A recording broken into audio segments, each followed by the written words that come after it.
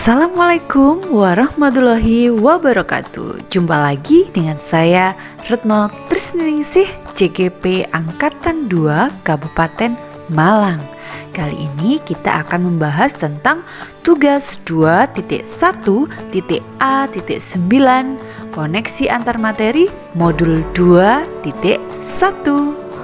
Masih bersama dengan fasilitator hebat kami, DRA Ninis Emilati Khotimah MPD, dan pengajar praktik hebat kami juga, Bunda Alin Wahyu Wulandari. Buatlah kesimpulan tentang apa yang dimaksud dengan pembelajaran diferensiasi.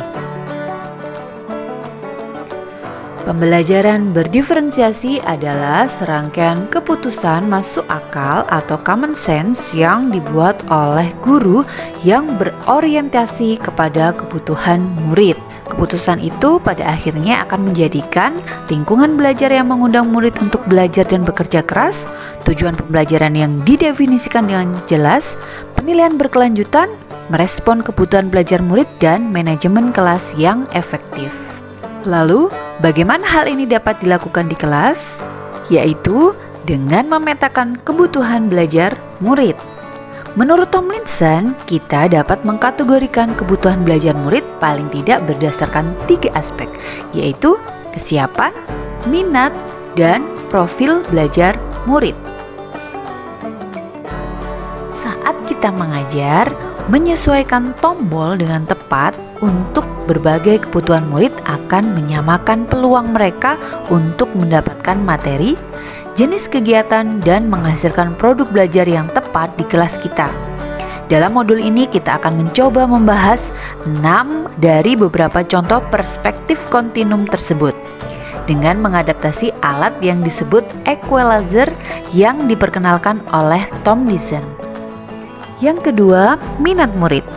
Beberapa ide yang dapat dilakukan untuk meningkatkan dan mempertahankan minat murid diantaranya adalah meminta murid untuk memilih apakah mereka ingin mendemonstrasikan pemahaman dengan menulis lagu, melakukan pertunjukan, atau menari.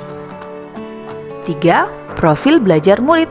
Menurut Tomlinson tahun 2001 ada banyak faktor yang dapat mempengaruhi pembelajaran seseorang. Di antaranya adalah lingkungan, pengaruh budaya, visual, auditori, dan kinestetik. Berikutnya, jelaskan bagaimana pembelajaran berdiferensiasi dapat memenuhi kebutuhan belajar murid dan membantu mencapai hasil belajar yang optimal. Melalui pemetaan kebutuhan belajar murid yang sudah kita buat tadi, kita akan dapat menentukan strategi diferensiasi baik konsep, proses, dan produk yang tepat untuk diterapkan dalam memenuhi kebutuhan belajar setiap murid. Selanjutnya, jelaskan pula bagaimana kita melihat kaitan antara materi dalam modul ini dengan modul lain di program pendidikan guru penggerak. Menurut Ki Hajar Dewantara, pendidikan adalah tuntunan di dalam hidup tumbuhnya anak-anak. Adapun tujuannya adalah menuntun segala kekuatan kodrat yang ada pada anak-anak itu agar mereka sebagai manusia dan anggota masyarakat dapatlah mencapai keselamatan dan kebahagiaan yang setinggi-tingginya. Oleh karena itu, perlu dilaksanakan pembelajaran yang berdiferensiasi yang dapat memenuhi segala kebutuhan belajar murid menurut kodratnya masing-masing. Tugas seorang guru adalah merawat dan menuntun tumbuh dan kembangnya potensi murid sesuai kodratnya dengan maksimal. Kemudian, relevansi nilai dan peran guru penggerak terhadap pembelajaran berdiferensiasi adalah guru adalah pemimpin pembelajaran yang berpusat pada murid. Dalam hal ini, guru mempunyai peran untuk dapat melaksanakan pembelajaran diferensiasi sebagai salah satu wujud pembelajaran yang berpihak pada murid. Mandiri, reflektif, kolaboratif, inovatif, dan berpihak pada murid. Dengan mengimplementasikan pembelajaran diferensiasi, yaitu memenuhi kebutuhan murid, maka akan terwujud visi guru penggerak, yaitu terwujudnya merdeka belajar dan murid yang berprofil pelajar Pancasila. Budaya positif yang diterapkan melalui disiplin positif juga akan membantu terciptanya lingkungan yang efektif untuk dilaksanakan pembelajaran diferensiasi. Lingkungan belajar yang efektif sangat berpengaruh terhadap kesuksesan dalam mengimplementasikan pembelajaran diferensiasi. Adapun lingkungan belajar yang efektif adalah sebagai berikut.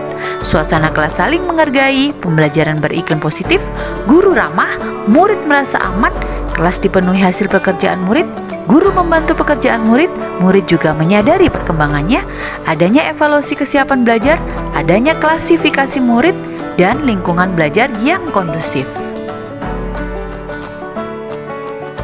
Berikut ini adalah keterhubungan antara modul 1 mulai dari 1.1, 1.2, 1.3, 1.4 dan modul yang kedua yaitu 2.1 pembelajaran diferensiasi. Demikian tadi pemaparan tentang koneksi antar materi modul 2.1. Semoga bermanfaat. Terima kasih. Salam Guru Penggerak.